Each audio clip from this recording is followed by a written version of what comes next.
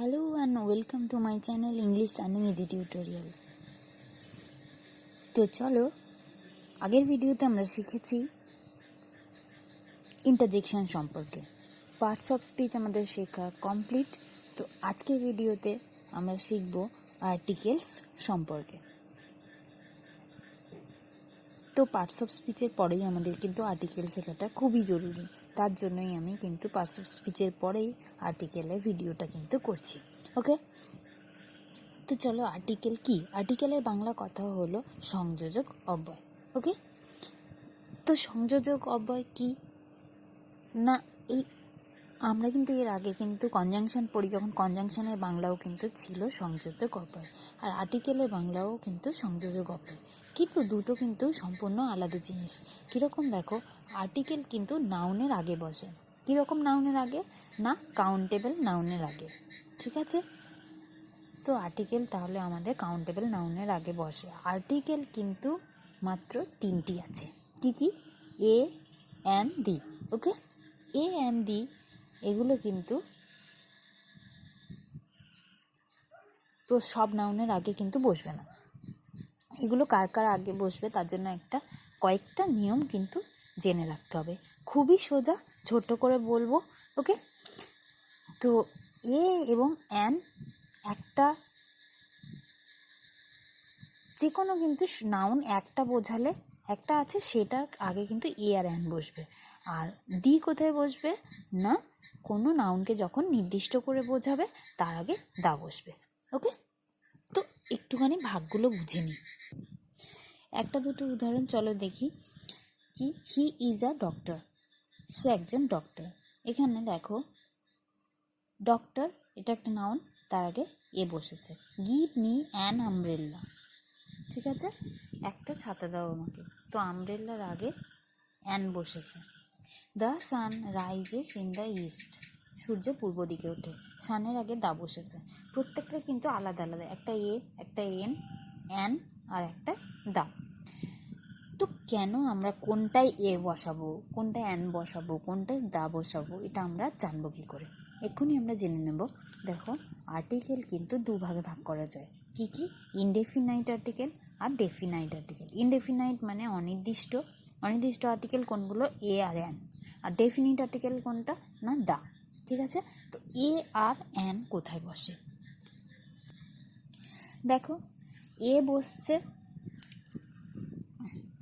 কোথায়? না, যে কোনো কমন নাউনের আগে কিন্তু এ বসবে। ঠিক আছে, যেগুলো গোনা যায়। ঠিক আছে, এখানে কিন্তু মনে রাখতে হবে যেগুলো আনকাউন্টেবলের আগে কিন্তু এ বসতে পারবে না। ধরো সুগার, সুগার তো গোনা যায় না, সুগারের আগে কখনোই এ হবে না। মিল্ক, এগুলোর আগে কিন্তু এ হবে না। তো কাউন্টেবল নাউন হতে হবে।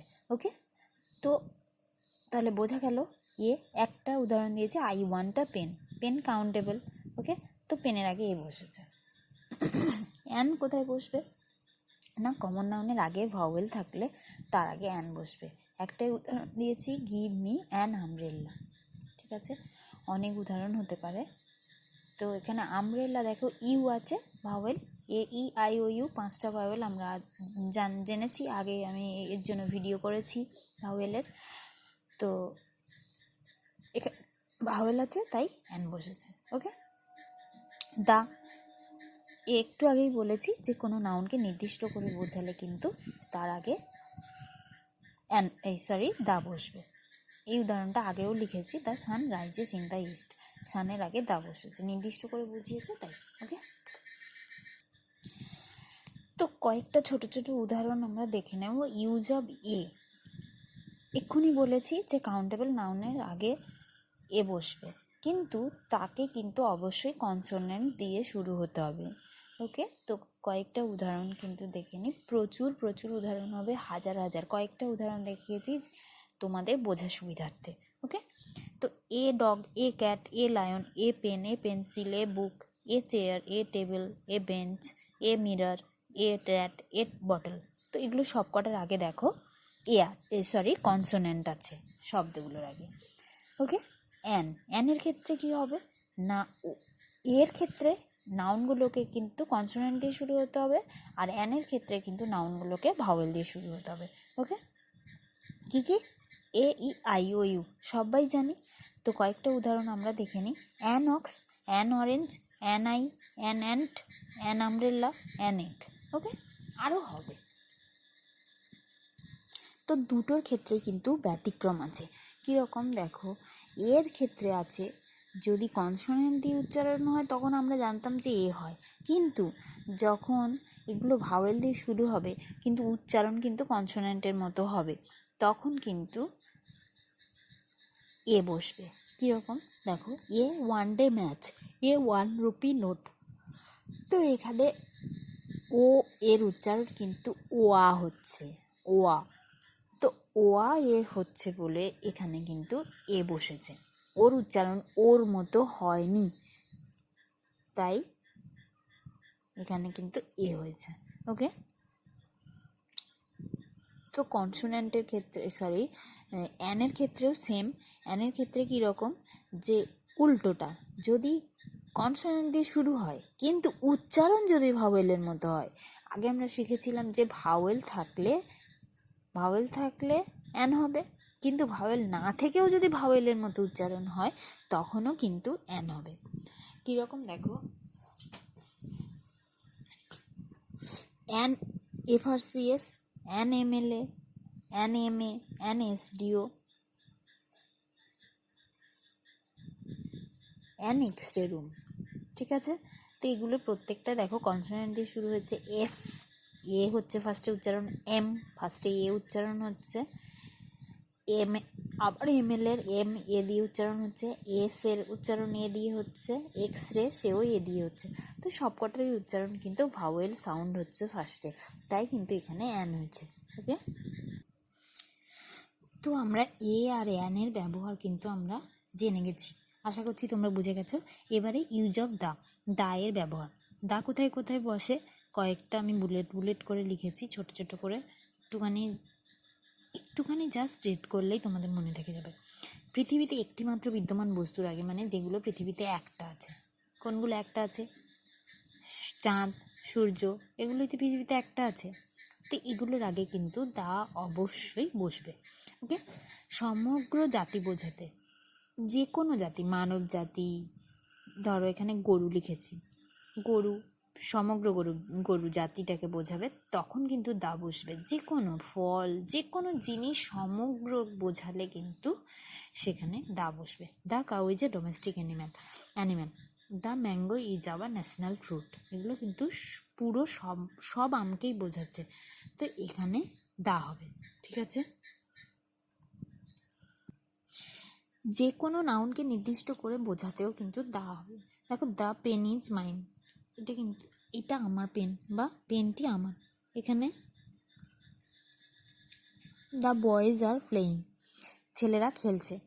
তো এখানে এই নাউনগুলোকে নির্দিষ্ট করে বোঝাচ্ছে, তাই এখানে দা হয়েছে। এবার কি, ধর্মগ্রন্থ, সংবাদপত্র, ঐতিহাসিক ঘটনার আগে দা বসে। কীরকম, the Ramayana, the Mahabharata, the Bible, the Statesman, the Anandabazar Patrika, the Bartaman, the Palashi movement, the French revolution, বা যে কোনো এরকম সংবাদপত্র। মানে আমি একটা যে লিখেছি আর অন্য সংবাদপত্রের আর নামের আগে হবে না, এরকমটা কিন্তু নয়। আমি জাস্ট উদাহরণস্বরূপ দিয়েছি।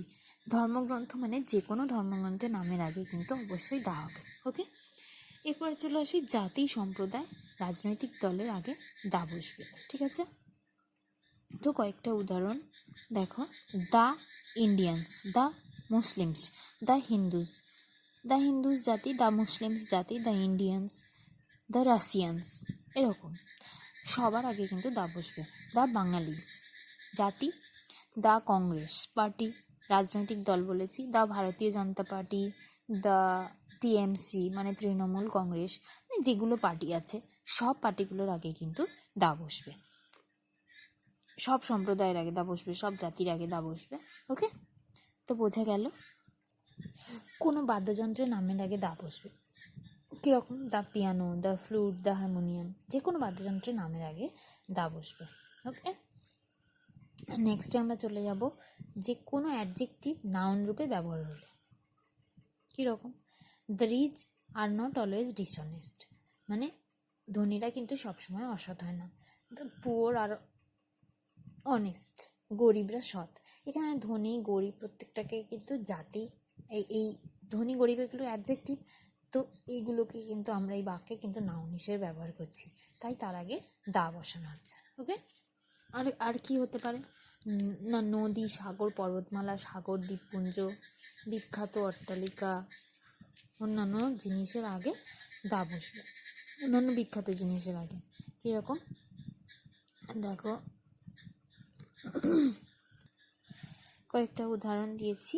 The Himalaya, the Ganga, the bay of Bengal, the UK মানে United Kingdom, the Taj Mahal, the Andamans, the Yamuna, the high court, বিখ্যাত বিল্ডিং বলেছি।